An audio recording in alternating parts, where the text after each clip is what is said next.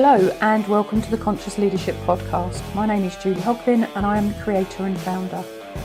This podcast covers every aspect of conscious leadership and the Conscious Leadership Code. And if there is a particular example or angle or subject you would like an episode on, please reach out and let me know and I will create it specifically for you. This episode is all to do with scarcity and abundance, which is quite often bandied about that we have to think abundantly, we have to live in the world abundantly, and if we live abundantly, we will receive what we abundantly wish for.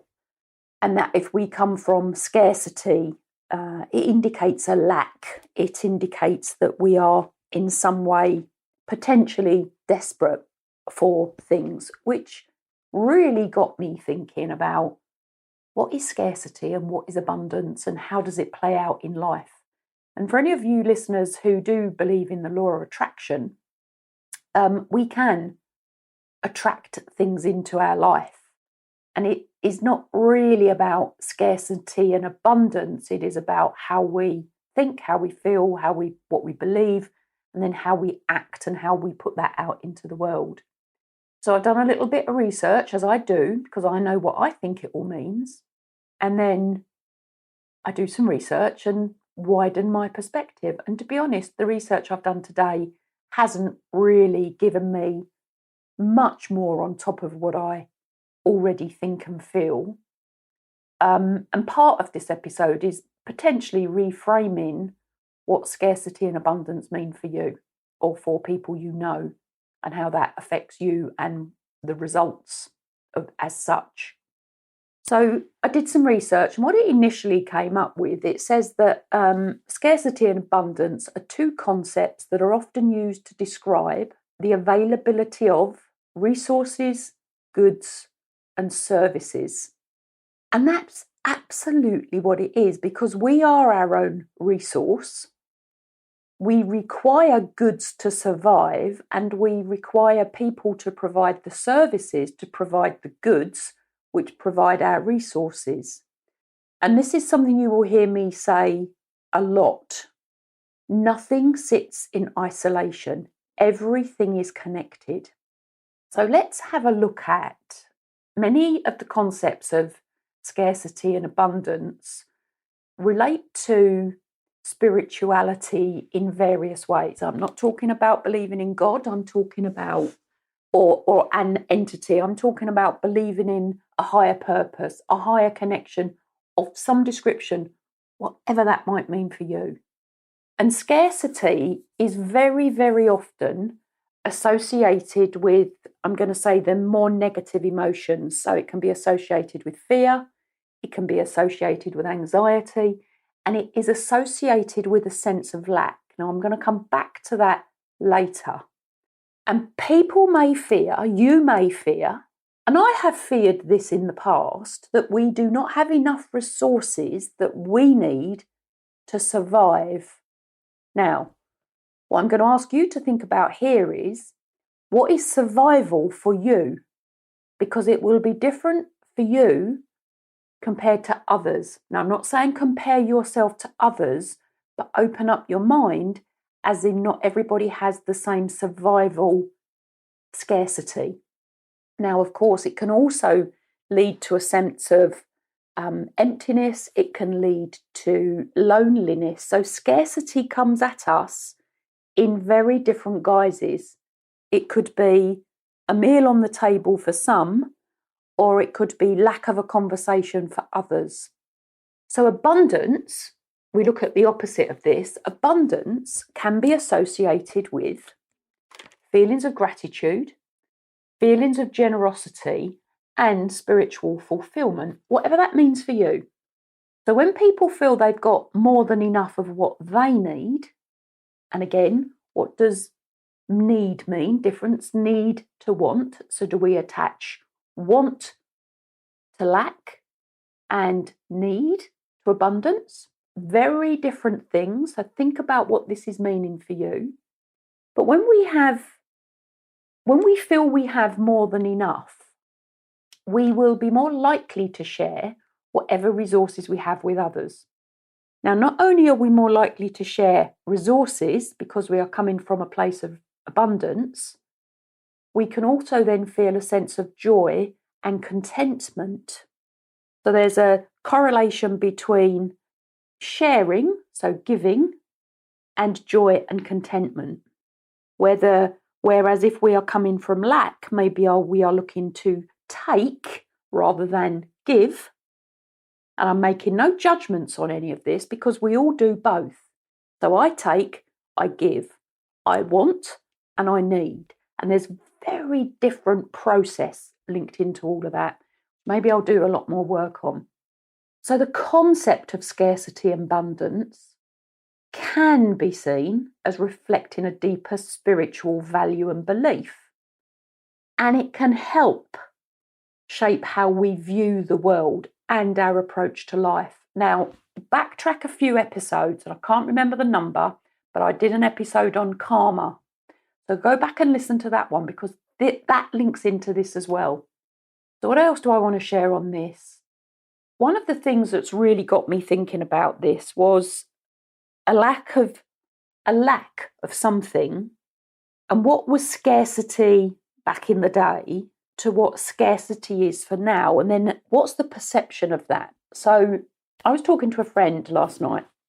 I was supporting her with some marketing, basic information to get her shifted forward.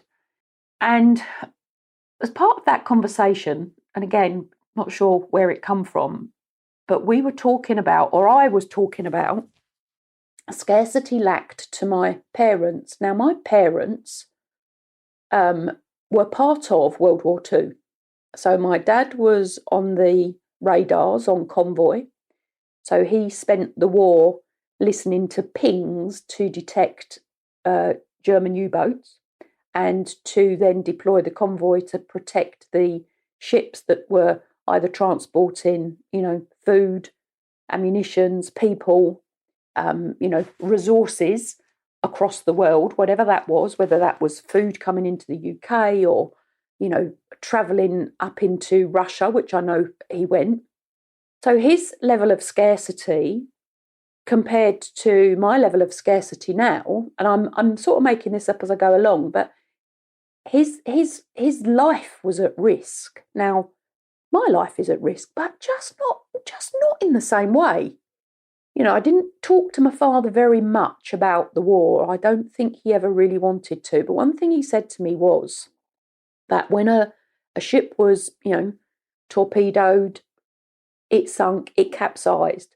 One of the duties of the convoy, and he did this, was that they would enable the survivors of the ships to climb up the rigging on the side to have safety within the convoy boats.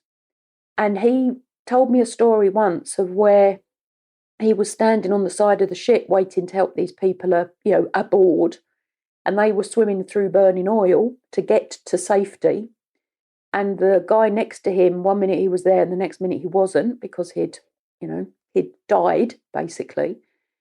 And the level of scarcity at that point, and my dad said to me, was that they didn't have everything they needed. So one of the things they did do was that when they rescued the bodies, if the bodies had, like sheepskinned jackets on or sheepskinned gloves on, and if they were in Russia at the time, the jackets and the gloves were part of what they were scarce of, so that would become their abundance. And they would utilise the resources from their colleagues to keep warm and survive. Now, take that out to my mother, who was in the land army and was a nurse during World War II. That's actually how Mum and Dad met. That's a whole other story. In the UK at that point, as part of World War II, and it wasn't a particular popular thing at the time, but they had to do it, was that the UK went on to rationing. And they were only allowed, an ounce of margarine or 2 ounces of lard or, 4 ounces of meat to basically feed a family. And they were given ration books, and they would queue for hours when they heard that a store would have some resources that they needed to survive. And it was a really complex and very highly regulated coupon system. And there were priority groups within that system. So children and pregnant women were given a higher priority for food and other stuff, while things like chocolate and cigarettes and, I don't know why I've just remembered this, silk stockings were in high demand and were rare, which was when some of the US troops, the American troops who then were based in the UK, because of the different dynamics of the countries and the different resources of the countries, they would have things like stockings and chocolate because it wasn't scarce in the US as it was in the UK. So, bartering systems occurred, a black market, I suppose, for want of a better word. So when you think about scarcity and abundance, it has changed over the years. Now, I talk to people now whose scarcity is that they can't have the newest level of trainer. Scarcity is that maybe they can't go out and spend £120 on a meal for two.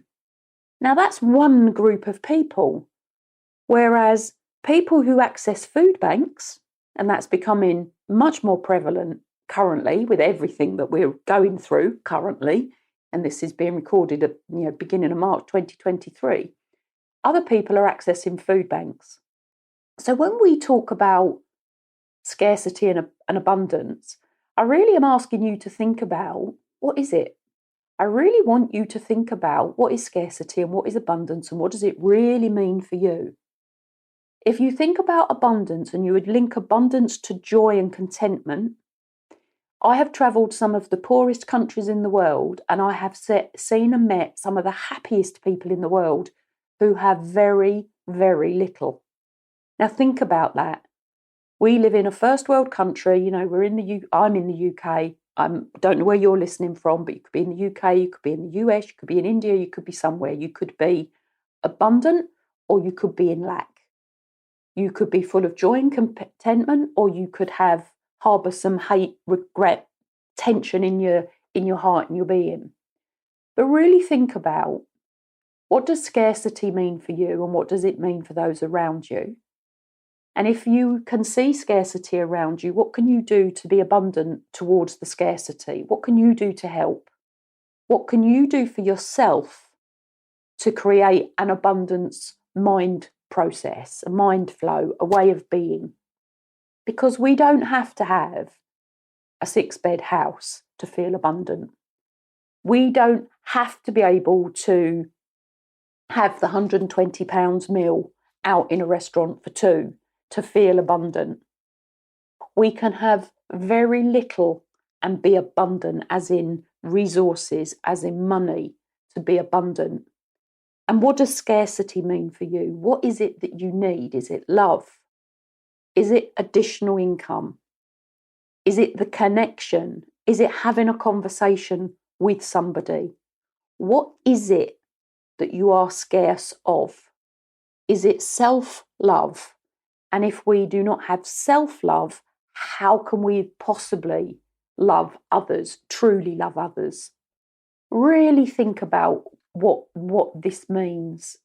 It's a huge subject. I'm not going to go into anything about manifestation. I'm not going to go into anything about law of attraction in any detail, but please hear me say this. When we get this balance right, when we are getting those karmic points, and please go and listen to the earlier episode on that if you want to, and please hear this from someone who is endlessly practical and who does believe in karmic points and law of attraction, whatever you want to call it. You put out into the world what works for you. If you've given and then you ask for something, may not always come back how you ask for it, but I can assure you there is a balance somewhere. So really think about, how does scarcity and abundance play out for you in everyday life? How does it play out for you, and how does it play out for others? And do not be afraid to give. and do not be afraid to receive. Get some form of balance in this. And please hear this from somebody who has given her whole life and has not been on the receiving end because I didn't feel I deserved it. Now that's changing. I've done a lot of work on that over many years. So really think about what this means for you. And if anybody needs any support or any help with this, please reach out. I am here. I do give. I'm also creating a club on my website. So it's juliehogbin.com. I'm going to create a club where there will be a lot of information that can support you, not only in your life goals and your life journey and how all of that works through abundance and through scarcity, but also if you run a business and how to consciously lead that business. Because in this 21st century that we're currently in, and we're in the first part of it, we need more conscious leadership who can deal with scarcity and abundance and visionary people within this world. We need people to unlock the potential that we truly have. All of us have. And it doesn't matter where we start from, and it doesn't matter where we are now. We can all only start from where we are. So think about scarcity and abundance for you. Please reach out if you need any help. Please go over to juliehogbin.com, and if you want to sign up for weekly newsletters, please do. But there's articles on there as well as there is this what am I doing? Podcast.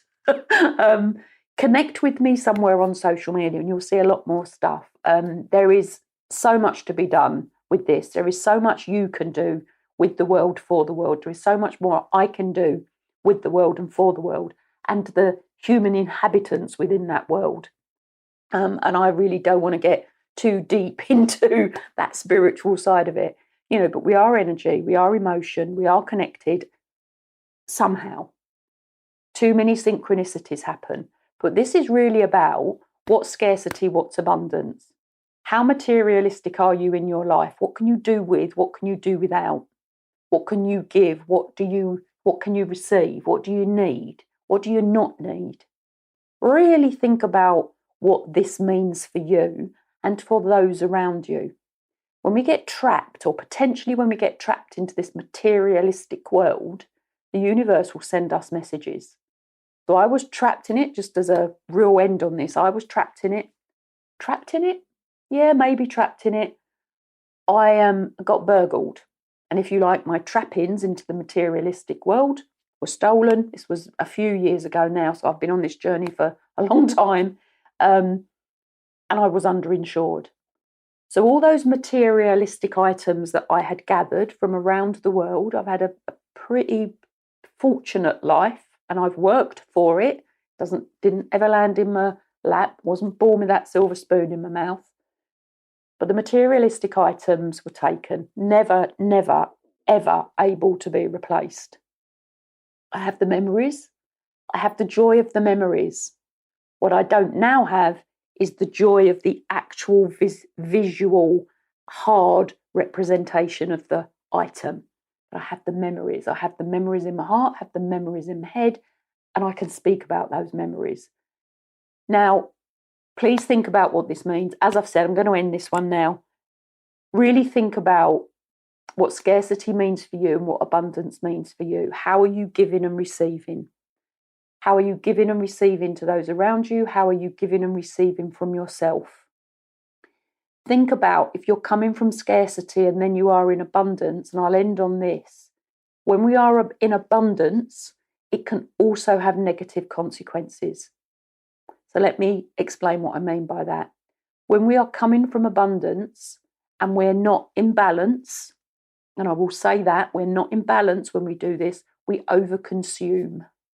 What do I mean by that? We overbuy. We buy things we don't need. We buy things for others that they don't really need. We overeat.